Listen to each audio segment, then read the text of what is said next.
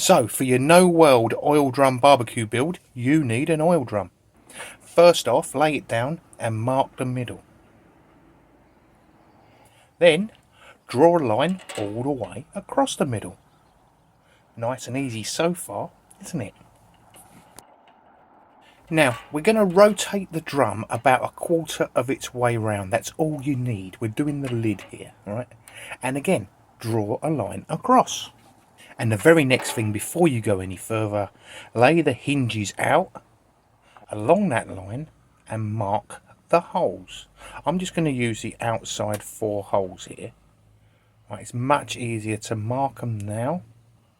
You can see where you're going, you know where you're going to cut. Same the other side. Mark the 4 outside holes. And before you go any further, before you cut anything, you want to drill those holes because the drum is still nice and sturdy. The foreman said to me, "That looks easy, give me a go." So now the foreman's having a go. Then she said, "What's next?" I said, "Angle grinder." And that's as far as we got. So with the angle grinder, you want to very carefully just cut this outside edge of the quarters marked. Cut it as close to the ring as possible. This is very important. Don't come in a centimetre or an inch like some people do. Cut very close to that ring. You will see why in a minute. Now, when you get to the point you can't go no further, don't overstretch. Very important, don't overstretch. Roll it round so that you're cutting horizontal. You don't want to be reaching and it flying off anywhere. Alright? Right round very carefully, both sides. Now move on with the angle grinder and cut right across, following that black line. It shouldn't be too hard. Don't push it all the way through. Work your way slowly across.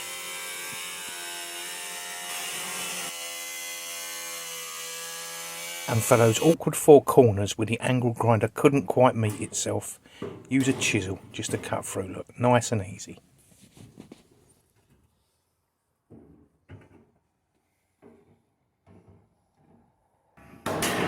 Now, remember I said cut right close to the edge? Here is the reason why. See these edges? That is absolutely perfect for the lid to sit back down upon. Now, to get rid of those cut edges where it's rough and sharp, we're swapping the wheels. Look, I've now got a grinding wheel on there.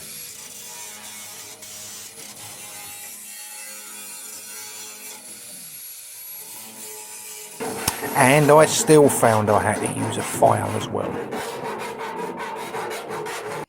Right, old swing frame here chopped up. Now I want to chop these to 140 centimetres each. There we are, that is lovely. These are going to be the legs. Flatten the ends.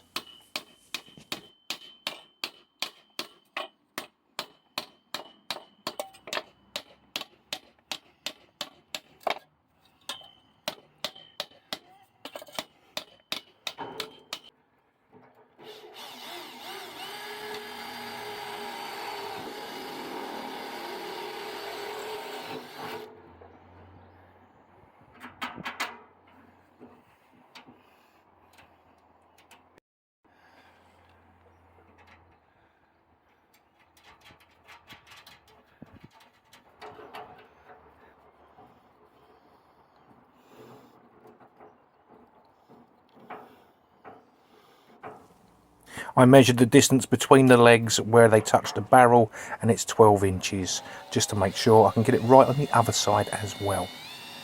I'm going to drill right through the leg and right into the barrel and put some longer nuts and bolts all the way through.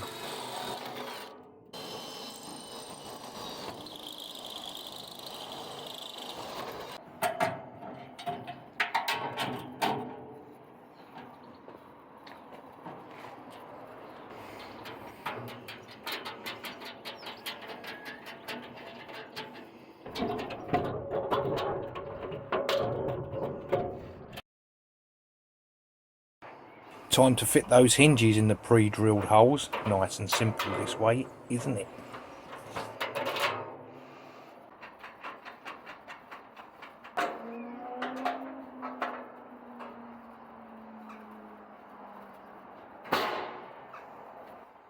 I've decided to stick some self-tapping screws in the other 4 holes on each hinge. Wife's made a handle she's just attaching out of a piece of wood and 2 of those longer bolts. Nice and simple, nice and cheap.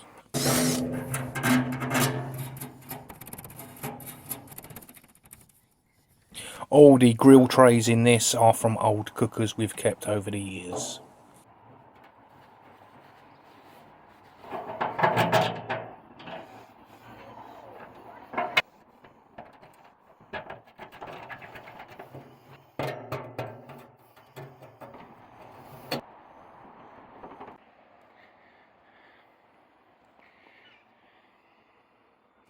And there we have it. There's even a little grill in the bottom there to sit the charcoal and the wood on so that it can get some air around it and burn better.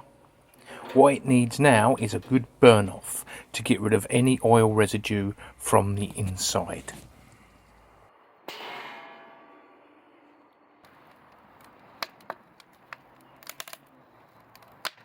We'll give it a couple of these and then it'll be ready to cook sausages and burgers. Oh yeah.